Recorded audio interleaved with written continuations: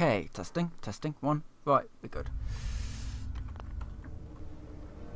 I will just wait for stream to pop up. We're good, I think. Excellent. Hello everyone, I'm Iron Phoenix and welcome to a short stream tonight, and a bit of a later one as well. I'm still not feeling great. I was trying to get rid of the cough, but I just decided that actually in Fallout 4 I would head into the Glowing Sea, and it being one of the most visually impressive places in Fallout 4, I thought, well, you know what, let's stream it, because then we can talk a little bit about yes, as I said, my voice isn't great at the moment, but we can talk a little bit about Fallout 4 survival mode, as I've been playing quite a bit recently, and I've just reached that point where actually the game's getting interesting. So let's set off into the Glowing Sea. Now, the Glowing Sea is an area of land in the south of the map, southern corner of the map, and it's where the nuclear bomb hit, basically. And so it's all the sort of remnants of it. The ground is liquefied. You've got these large, sort of incredibly radioactive pools, and it's generally an idea to wander in here when you are wearing power armor, because the radiation is in places quite extreme. Now, I am currently following that marker on the way to Virgil, who's right on the corner of the map, and we'll see some stuff as we head in. Now, this is primarily a melee character. It's built to be a melee character, and I've literally just tipped over the point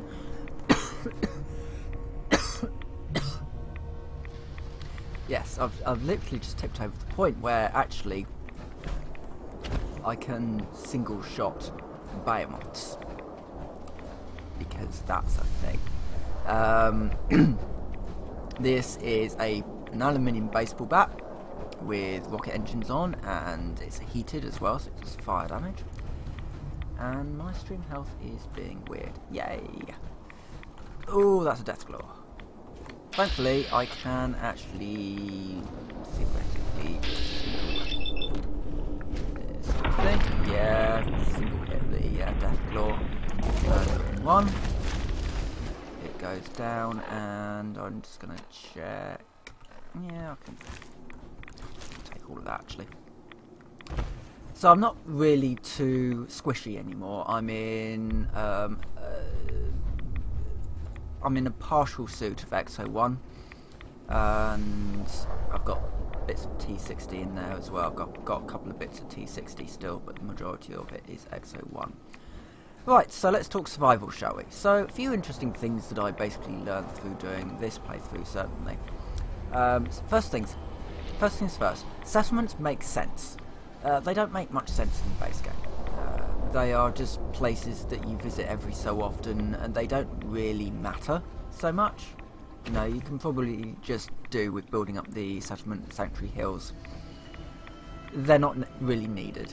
In survival mode they are, definitely. And once you build them up, you at least know that when you head into one of your settlements that you've built up, there's going to be beds, there's going to be water, there's going to be food. Because you need the beds to save, it's you know, you need to have those settlements there for you. And as you level up, obviously your skills are going to get better, so you are going to want to return to a settlement to gear up your weapons and your armor, which leads us on to the second thing, which is supply lines. I never use supply lines in the base game, ever. I mean, why? Why would you need to? You just kind of... Oh lord, those are bad scorpions. Excellent. Should be able to take them on. Should. Now, if I can get up onto the rocks, I'm safe. And this is because there's some issues with pathfinding, because as we know, this is a Bethesda game, and Bethesda games can be a little bit weird. I'm just going to sit on these rocks until, because it won't be able to pathfind me properly, until I do something stupid like that, and it's going to be able to pathfind me now. Ah, no, right, yeah, we're up. here. Yeah, just beat this rad scorpion to death. And we've got another rad scorpion, but hopefully it's not a legendary. So we can beat that one to death easily. So yeah, settlements make sense. A rad-powered pack. Oh, that's a Nuka-Cola, a Nuka World thing. Additional strength the higher my rads. Interesting. I shall take that. I mean, there's not much reason really not to take it. I've got quite a bit of stuff in this thing. Alright, so that's that way, but I do just want to quickly nip over here.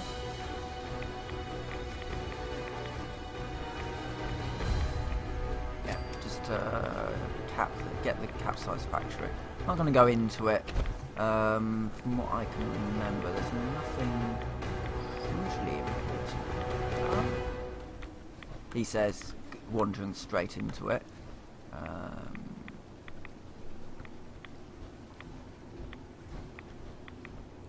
I'm just exploring a little.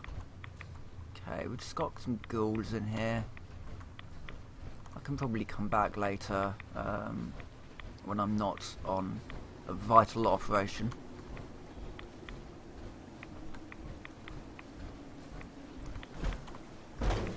Yeah, I'm doing Brotherhood still this time around. I did Minuteman in base, but I'm probably going to stick with Brotherhood still.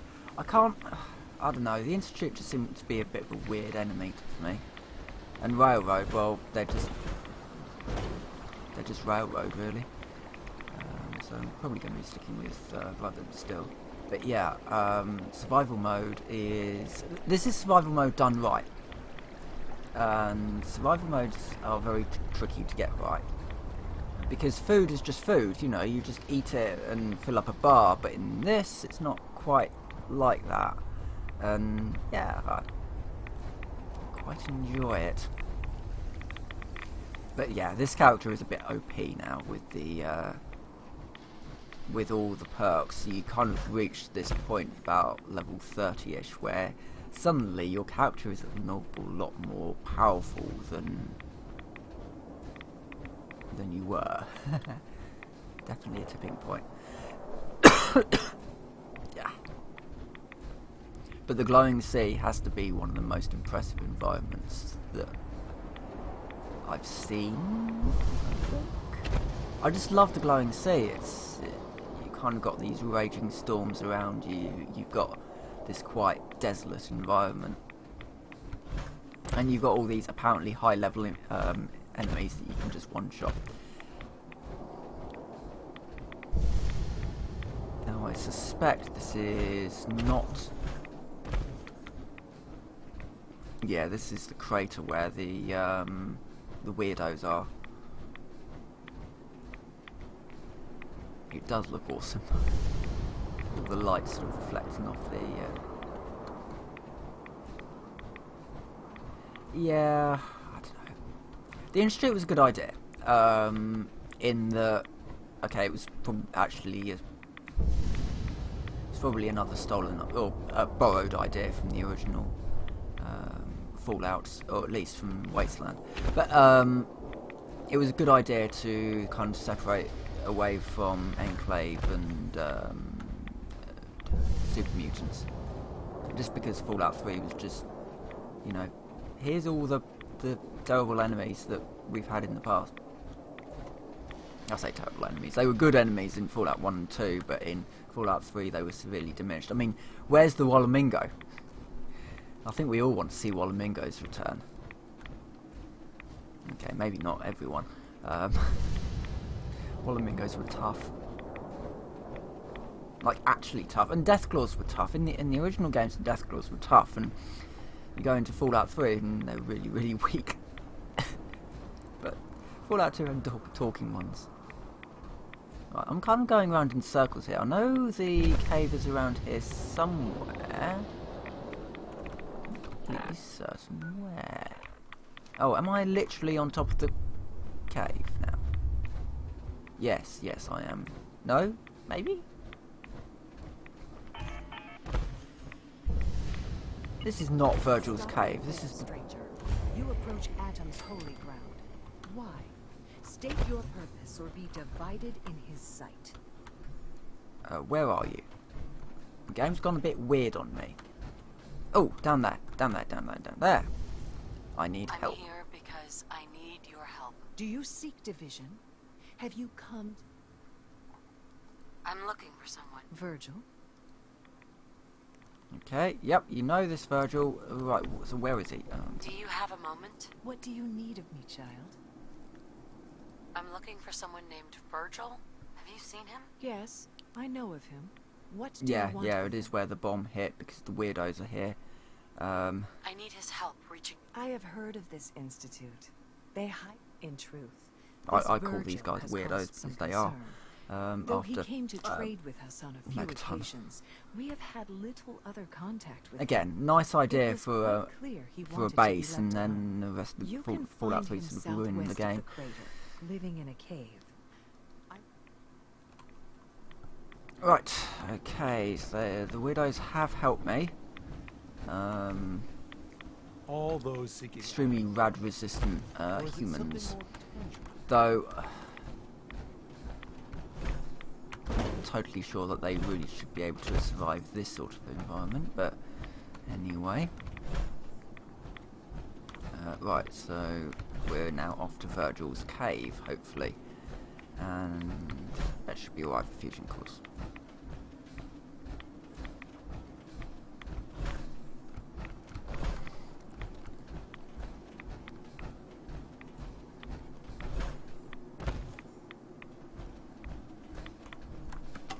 Yay, more rad scorpions! Everyone likes a good rad scorpion. Right, there's one. Ah, there's the other one. Oh, bad, hit him.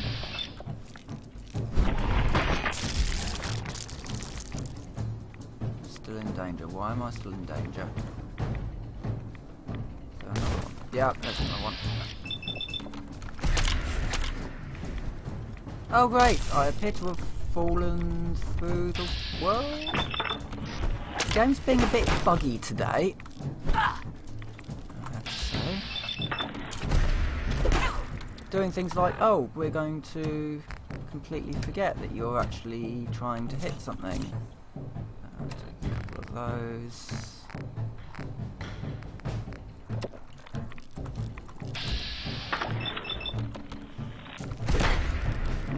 Oh, what can I say? Glitch here.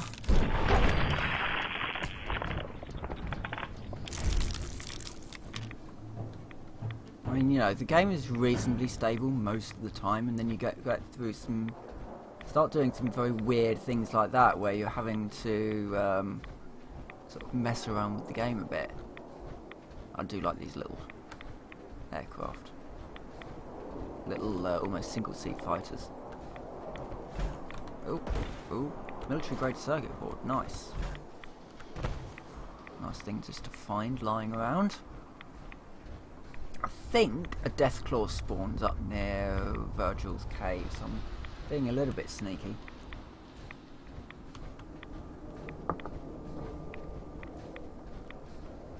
I've got sneak. Basically, so this is my melee character. I'll just show you my melee character. So I basically put things into things like sneak, action girl. So obviously I'm playing with a female character, so that's action girl. Ninja 3, Blitz 2. I basically started with Blitz and then sort of built up whenever I possibly could. Big leagues, and should be able to, not yet. Armourer will be not yet either. Blacksmith, and I've started putting some points into locksmith and hacker as well, simply because there's some quite good stuff that's being put behind doors and, well, doors really. a local leader, so you can get your stores and workstations. Science, because when you start messing around with laser rifles and power armor, you do need the science there.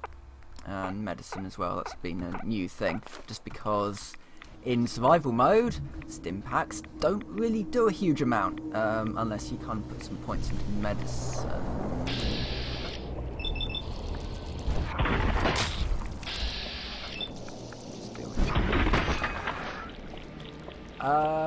Actually probably Fallout 2 as well. I did like Fallout. Yeah, definitely Fallout 2. A little bit more of kind of an expansion on 1. You had the Gauss pistol, which is probably my favourite weapon in Fallout 2. Just because it left holes in people, and you could, if you did it well, I think you could fire 6 shots a turn. So yeah, I did like Fallout 2. Fallout 1 was still pretty good. I played through Fallout 1 recently. I wish I could stream them, but OBS is a bit funny with old games, unfortunately. As I found out recently when I tried to do Unreal and just won't pick up the window whatsoever. Definitely the old games. Fallout 3, for example, I basically don't really acknowledge it existed. I don't really consider it to be a Fallout game. Like, I barely acknowledge that Tactics exists, because it was an awful thing. It's kind of, Fallout 4 has kind of made it canon now, but unfortunately. What was the other one? Brotherhood of Steel, never played that one. Thankfully. I hear it was worse than Tactics. Right, we are now at Virgil's laboratory.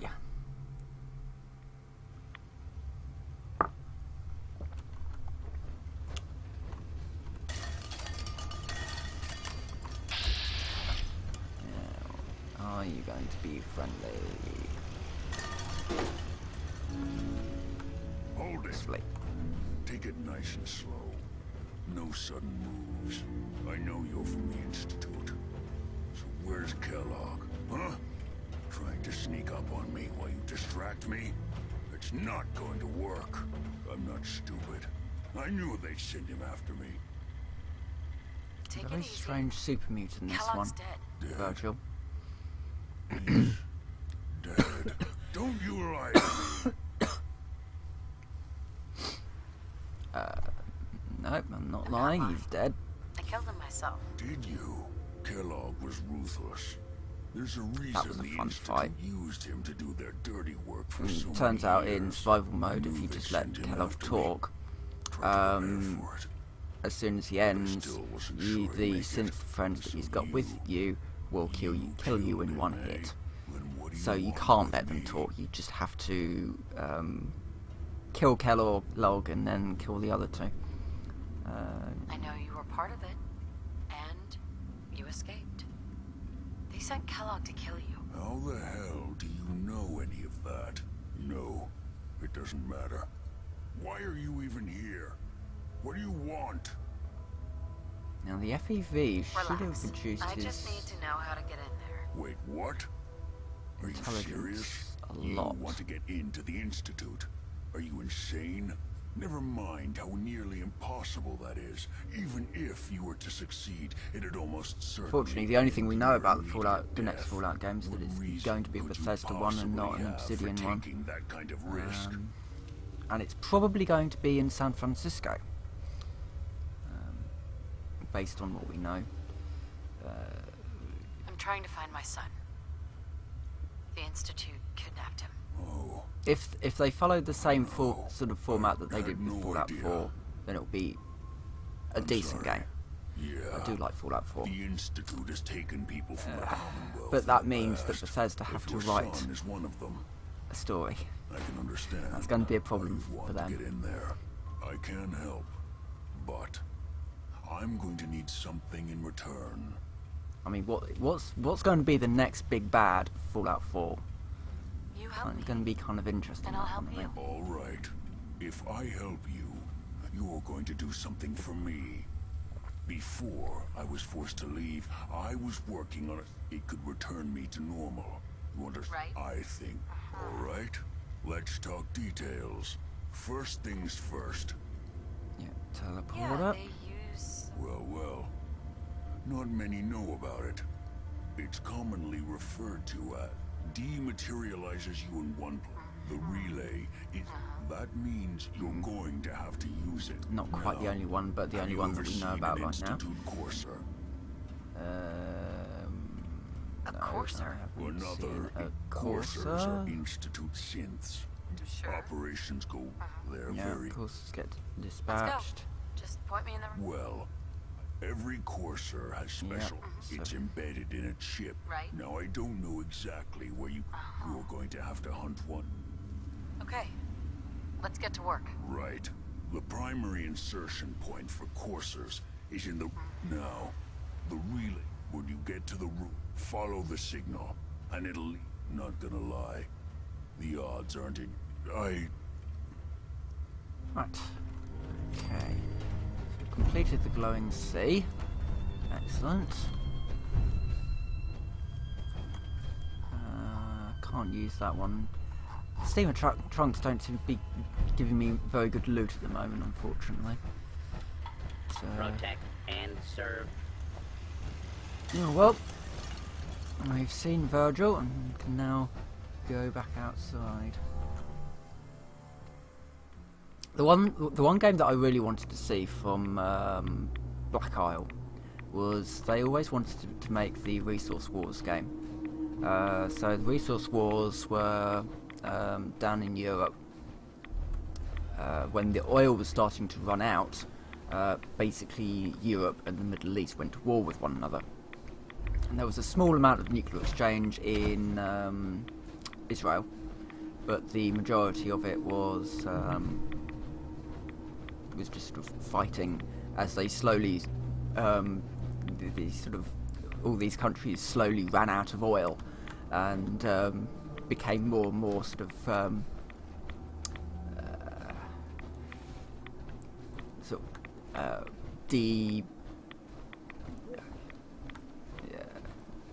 de-technologified, I guess, would be the term, as their technology just started to fail one by one because they just kept on running out of oil.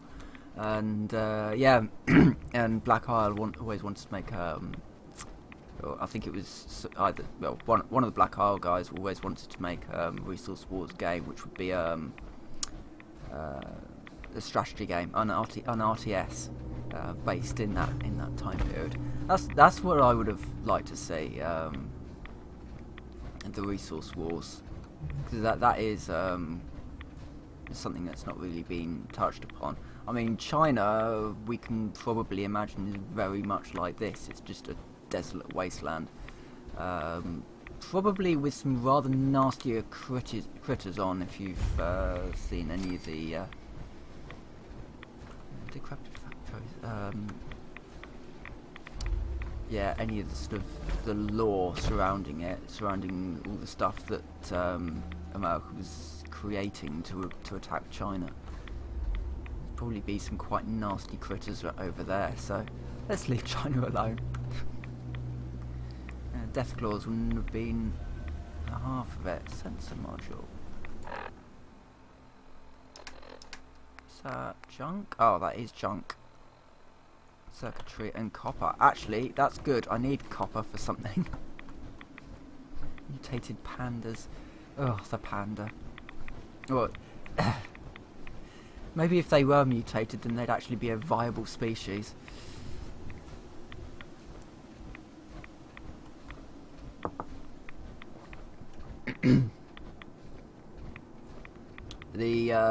I believe the Wallamingo was designed to be a weapon to use against China. The Deathclaw was as well, to a certain degree. I think that's it. Oh, floaters, I think, as well, possibly. Not sure about the floater, but the Wallamingo and the Deathclaw were definitely. and eventually the Supermutant as well. The idea of the Supermutant was to create some kind of virus that would cause trouble in China, basically. And Limit 115, which was the precursor to FEV, was designed to be a bioweapon that all went horribly wrong when a Chinese agent dropped a vial of it at Hoover Dam.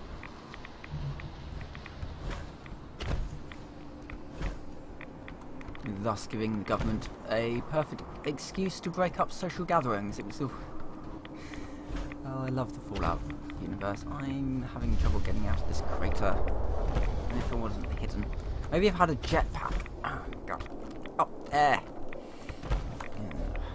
Right. Is there another way out? Oh, yeah. This way would be a good way out.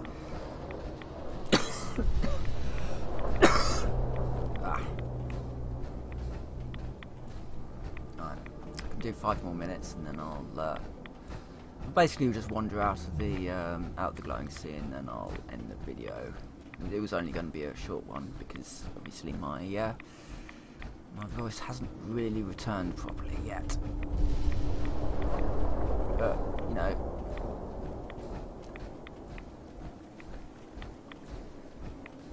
well, the new plague was Limit 115. Unless there's another new plague. That was the whole idea surrounding Van Buren, that a facility that held new plague survivors suffered some kind of a breakout, the prison. And Victor Presper was using he orchestrated the breakout in the first place. He was basically using it to allow a city-sized robot. This was how crazy the Van Buren design documents are. There was a city-sized robot that was designed to keep the prisoners in, and basically he was trying to use the breakout to force that robot to launch a second nuclear strike upon America, in order to wipe out any of the survivors that were left from the last one. And because there'll be no full program or sort of bunkers or anything like that around, it'll sort of be very much a sort of surprise attack. It would allow him to wipe out all of humanity. So that was the idea behind that one, and you know, that was Limit 115 was then it was actually called the New Plague for a while. So it's always possible that Limit 115 is going to be making a release.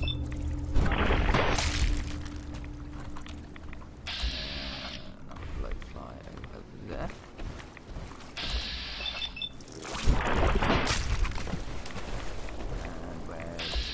Last one.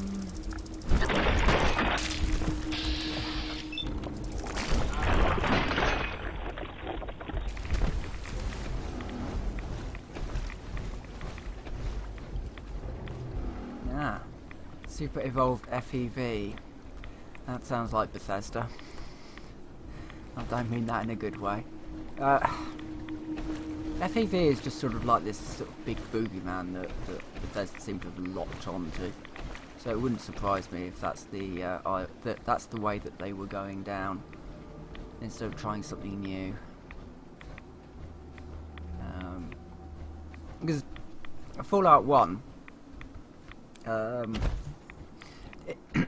in the days of Fallout 1 was always was just basically the remnants of a nuclear war.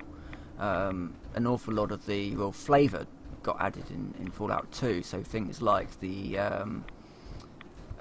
Safe House, Project Safe House and all that sort of thing was actually added in Fallout 2 rather than Fallout 1. So it was sort of an evolution on the idea.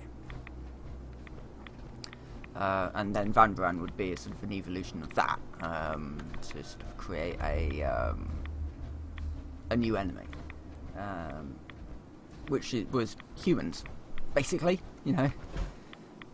Victor Vesper wasn't anything special. He was just a scientist, a human scientist who was a little bit mad. I say a little bit mad. He did try and blow up the United States with a missile, with an orbital missile platform. But yeah, fun times. I just wish Bethesda could learn how to write a good story. Then this game would be far more epic. And I've just done another fusion core, and there I hear gunfire. So I'm going to run towards it, even though I haven't actually saved for a while. Right, what do we have? Gunners versus... Probably going to be against Lost Devils, isn't it? I don't know what they're fighting. I'm going to sneak away this way.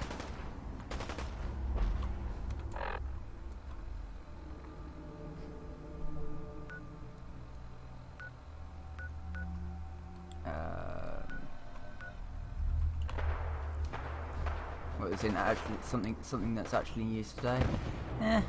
Wouldn't surprise me.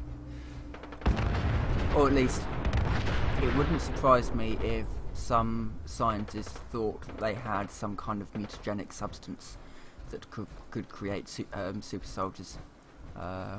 It would surprise me if it actually worked, the way that science goes today.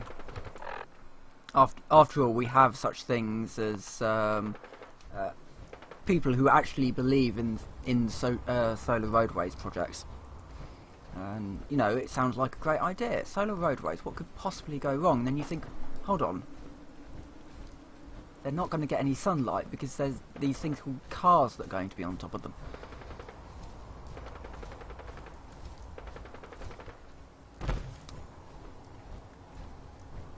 Right. I am going to end here. I'm out of the glowing sea. We've done the glowing sea. I did want to showcase the glowing sea because it is an absolutely epic area. And I'll be back at some point. Not completely certain when. Might stream tomorrow night. I don't know. Depends on how I feel. But should be back Sunday at least. We'll see. We will see. I can't go on for very long because the cough sort of builds up. So anyway, I'm going to end here. So thank you very much for watching. Well, actually, if you want to read something quite funny that a single source has claimed about the Nazis, it was something to do with red mercury. I read up on it recently. It's basically linked to the Nazi time machine. And the evidence for this comes from a single source that people have then claimed is actually true. And you can kind of trace it through this whole idea of red mercury, which is a fictional substance that was basically used to create an awful lot of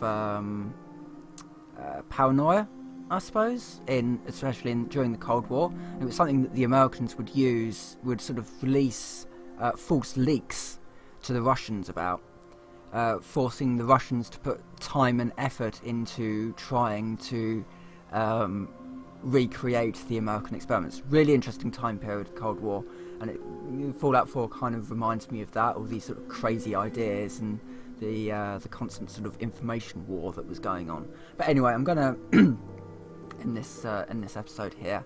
So with that, I'll say thank you very much for watching, and I will see you next time.